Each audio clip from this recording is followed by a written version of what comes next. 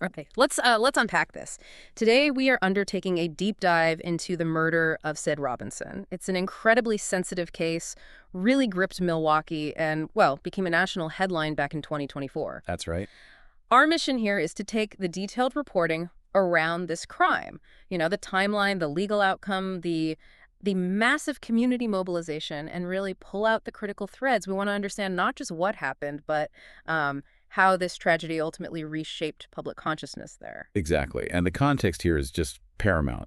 This isn't only a story about a crime, it's about the life cycle of a public tragedy, really. Mm-hmm. We're analyzing the documented history surrounding Sade Robinson, a young college student. She vanished in April 2024 after what was described as a first date. What really stands out in the official accounts is, well, the speed of the investigation, the disturbing nature of the evidence that emerged, and the sheer intensity of the public's reaction, which continues. Yeah, absolutely. So for you, our listener, this deep dive is designed to give you a clear, sort of consolidated understanding.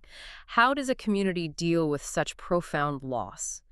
We're focusing on the investigation's twists and turns, the definitive legal resolution, and those lasting memorials that turned grief into really visible action.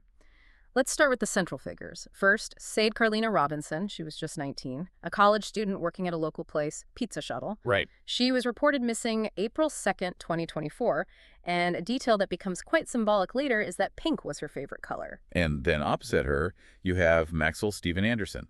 He was 33 at the time, a longtime resident of Waukesha County, living in Milwaukee. What's, I suppose, notable here, especially given the brutality of the crime, is the instability you can sort of see in his background looking back. Yeah, the sources outline a specific profile there. He worked as a bartender several places in Milwaukee, and there's mention of a brief stint in the U.S. Navy, 2011 to 2012, though the details of why he left seem unclear. It sounds a bit like someone drifting, professionally speaking. Well, and it connects, perhaps, to this bigger picture of past instability. Anderson had a significant criminal record. We're talking 2014 to 2022, Yeah. across multiple counties. What kind of charges? Things like domestic abuse, drunk driving DUI, as many listeners will know it, and disorderly conduct. It suggests a pattern, a pattern of behavior that was far from stable leading up to that April. And the tragic setup for this. The sources confirm they were seen together. A first date is how it's described. Yeah. At a seafood restaurant where Anderson apparently used to work. This was just before her death, which investigators placed around April 1st or 2nd. Such a small window. It really is. And the pace of the investigation, that's what makes the initial timeline so jarring, I think. This went from a missing person report to a horrific crime scene, well, within hours. The initial discovery was, frankly, shocking in its immediacy. Robinson reported missing on April 2nd. That same day, a severed human leg is found in a park nearby. And preliminary DNA testing quickly, definitively confirmed it belonged to Sade Robinson. That discovery, it instantly turned this into a homicide investigation and just amplified the urgency tenfold. So Anderson was arrested pretty quickly after that. Very quickly. 2 days later, April 4th. And then he was formally charged on April 12th. The charges were incredibly serious. First-degree intentional homicide, mutilating a corpse, and arson. Mutilating a corpse and arson on top of homicide. Yes, which points to the nature of the evidence they were already uncovering. And what's fascinating here, almost a side note but relevant, is the role of maybe forensic misdirection. When police searched Anderson's home, initially they found blood on the walls. Seems like an obvious sign of violence, right? Yeah, exactly. But the forensic testing came back with a complete twist. The blood wasn't Robinson's. It was canine blood, dog blood, canine blood. And this detail, it really raises a question for you listening about how resources get allocated in these high-pressure situations.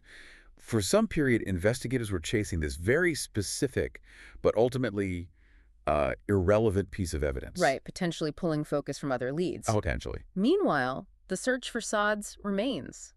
It was protracted, wasn't it? It must have been agonizing for the community. It stretched out over weeks, covered a lot of ground. It did. On April 18th, a passerby found a torso and an arm along a Lake Michigan beach, later confirmed to be Sade's. Oh, terrible. And the grim discoveries just kept coming, suggesting a very deliberate effort to scatter the evidence.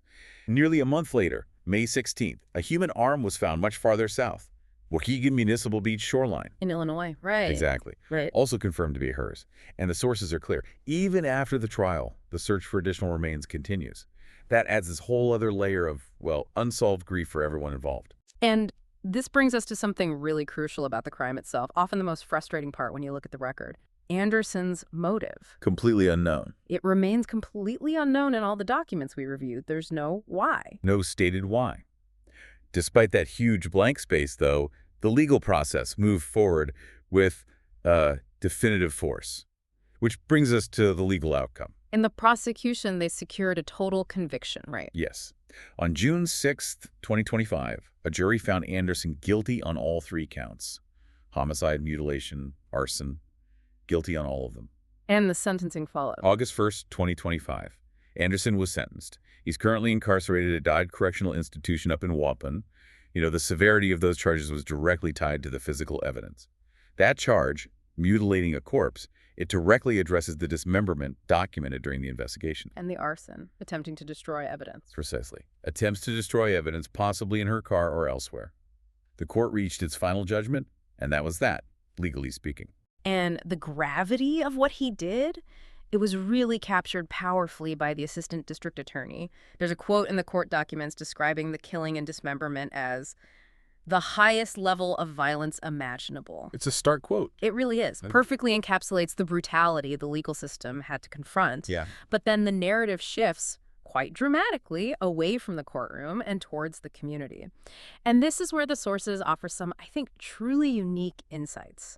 The reaction was immediate, it was visible, and deeply symbolic. It's fascinating, isn't it, how the public reaction wasn't just grief like quiet sorrow. It was a physical reclamation of space. Yeah. That detail about pink being Sade's favorite color, that became the symbol. The pink out. The pink out event, exactly. Several dozen community members organized this incredibly powerful event right there on Maxwell Anderson's front lawn. On his lawn. Directly on his lawn. They didn't just mourn nearby, they established this highly visible memorial. Pink balloons, posters, flowers, stuffed animals, all right where the perpetrator lived. That's a massive statement. A public demonstration of remembrance, fundamentally reclaiming that specific site, the accused's home, and transforming it into a space of grief and solidarity for her. A very bold move. And that activism, it drew attention from, well, unexpected corners, too. The sources note something quite rare. Anderson's father publicly spoke out. The suspect's father. Yes. Expressed condolences and sympathy for the Robinson family publicly. That level of acknowledgement from, the opposing side in these high-profile cases, it's highly unusual, adds a really complex emotional layer to the whole tragedy. Wow. Beyond the immediate protests, though, Sade Robinson's legacy is, it seems, becoming permanently embedded in the community she was taken from. It seems so.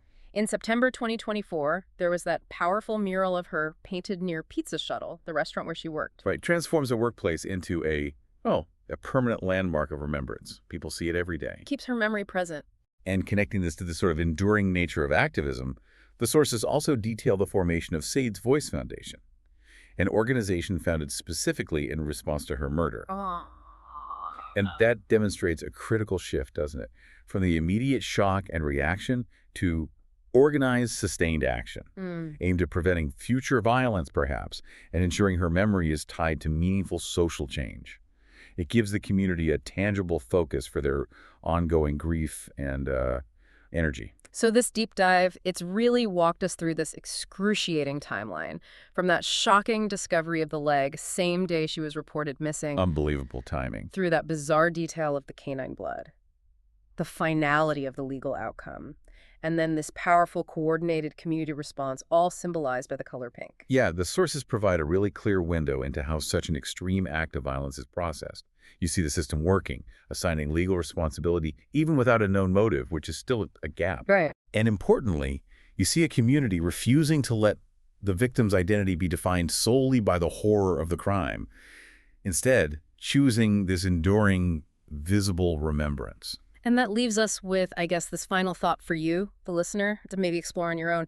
The community's decision, transforming the perpetrator's front lawn into that pink public memorial. A very specific, pointed action. And the sustained effort behind organizations like Sade's Voice Foundation. It shows this profound determination, doesn't it? Control the narrative of grief. So when an act of violence is this unspeakable, what does that active, visible process, reclaiming physical space, reclaiming emotional space, what does that tell us about the ultimate power of organized remembrance in the face of such loss?